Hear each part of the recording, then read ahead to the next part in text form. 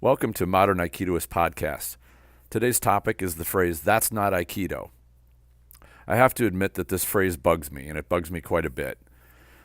The reason is that it reflects an ignorant and even elitist attitude, and one which conveys a significant lack of understanding and experience. From what I've seen in the Aikido world, those who say this are not merely beginner or intermediate level practitioners. You can easily forgive those who are in the early stages of learning and do not yet have a high level of understanding of what they're claiming. What bugs me is when Aikido practitioners with decades of experience say it. They should know better, but some are passionate about it and even get upset that something is not Aikido. So let's get into this. Let's start with a quote from Morihei Ueshiba. Quote, "The techniques of Aikido change constantly. Every encounter is unique and the appropriate response should emerge naturally. Today's techniques will be different tomorrow. Do not get caught up with the form and appearance of a challenge. Aikido has no form. It is the study of the spirit." Unquote. Think about that for a second. The techniques of Aikido change constantly, he said. Every encounter is unique. Well, what would make it unique? The unique part would be different attacks applied in different ways, feints, all kinds of different influences. So how could one ever say that's not Aikido because it's a certain type of response to a given situation or attack? Let me share with you an experience I had recently that's shown a little bit of light on this subject. Last fall, I spent some time with a Systema instructor. He gave me an interview of the art and its history. It provided an interesting perspective to Systema and I think all martial arts. If you're not familiar, Systema is a Russian martial art. Russia, in particular what used to be the Soviet Union, is geographically huge. As such, it shares borders with many diverse cultures, each of whom have their own fighting styles and flavors.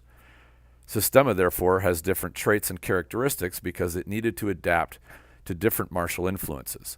For example, in northern Russia, Systema was heavily influenced by bare-knuckle pugilism that was popular in England and northern Europe that drifted eastward. And the Systema, therefore, was developed to deal with that influence effectively. Different adjustments were needed to deal with the other fighting styles, say from the Middle East, India, China, Mongolia, and Japan. Like any weapon of war, a martial art works best when it's tuned to deal with a particular threat. So how about we look at Aikido in the same way? How would we change it, or how should we change it to adapt to a boxer or a wrestler or a kicker, etc.? Of course, it will look significantly different when dealing with each of these types of attackers. So how best to do that? Each of these arts has built very reliable and proven ways of dealing with their best attacks. We should be learning those as a starting point. I'll get more into that shortly, but suffice to say that if we view Aikido as flexible and adaptable, then it will be well suited to many environments. And this is how I view my Aikido. Aikido is not the cup. Aikido is the water in the cup. When there's a different cup, there's a different shape to the water. No one has said it better than Bruce Lee. Be like water, my friend. So how does this relate to the "that's not Aikido" statement? I think that the idea that of Aikido being the cup and things either fit into the cup or they don't is the exact opposite way that we should be looking at Aikido, or any martial art for that matter. This perspective helped guide me in my own training. I wanted to know the best responses to at least the favorite attacks of a boxer, a kicker, a wrestler, a jiu-jitsu practitioner, etc. A good martial artist should at least have the good tools to deal with the most common attacks those arts use. It would be great to have full counters for each of them, but at very least you need to know how to avoid falling for their favorite techniques. A perfect example is a single or double leg takedown that wrestlers are notorious for. Leg takedowns work extremely well and are pretty easy to get success with. If you don't have an effective way to avoid or counter them, they are devastating. Same thing with being on the ground. If you don't train for what to do on the ground, you will be helpless against someone who has even a modest amount of experience on the ground.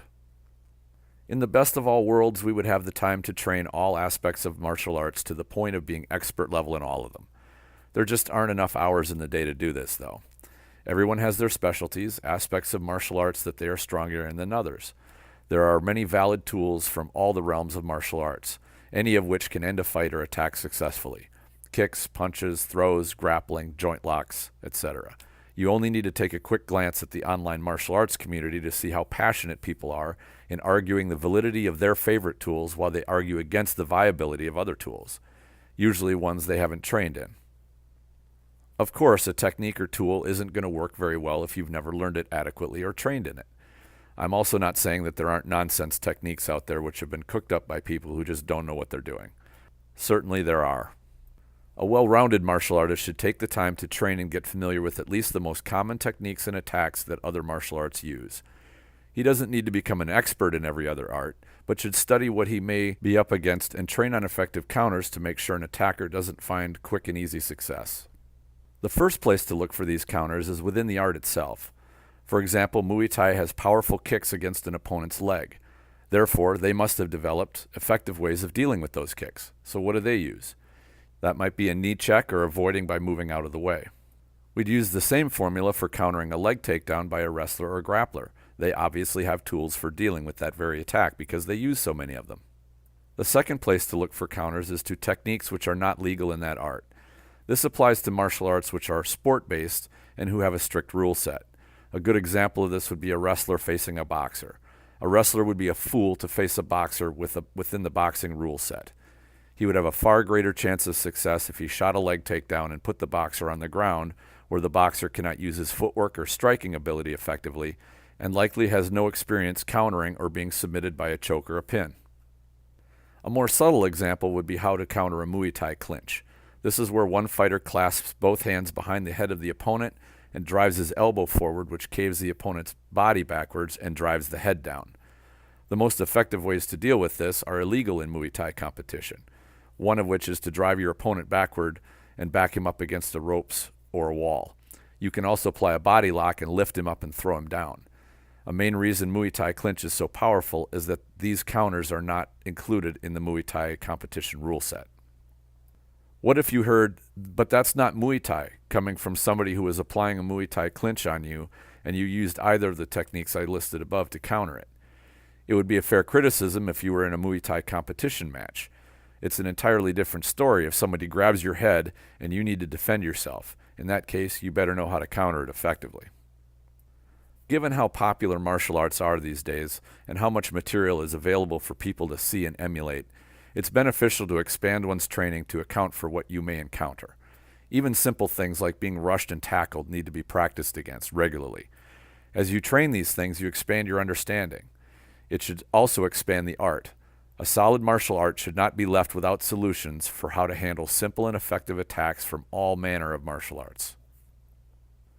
I've long felt that the most effective martial artist would be the one who could quickly recognize his opponent's specialty and know what he was least prepared to deal with. He would be well trained enough in that to quickly overwhelm his opponent with a technique his opponent had little or no experience with. This is easier said than done, but the principle is visible in how all martial arts evolve. They adapt to effective attacks against them, and in doing so become stronger and more capable. The more a martial art is held in isolation and doesn't interact with other martial arts, the less effective it's going to be against them. Cross-training and testing our art against all manner of attacks is very, very important. The last thought I'll leave you with is this. Would you fault a 110-pound female for fending off a larger male attacker by slapping his ears, which could easily bust an eardrum, or kick to the groin? It would be great if size and strength were not an incredible advantage, but the truth is that they are. Almost all martial sports have weight divisions for exactly that reason. Usually the phrase, "that's not Aikido," is used when referring to harmful techniques like kicking the groin. But can you strictly rule out ever using such techniques? I admit that if a 300-pound muscle-bound monster attacks me and several people surround me, I don't think I would rule out flicking the eyes or kicking the groin just because these are not in the Aikido curriculum. My goal would be survival, and if I realized that if I was at a severe disadvantage, these techniques might be necessary for me to survive. What do you think? I'd love to hear your thoughts in the comments if you're watching this on YouTube. You can also go to the Facebook group Aikido, the Martial Side, and post a comment there. Your input and engagement helps podcasts like these stay around. Please support it by liking, subscribing, and sharing. Enjoy your training.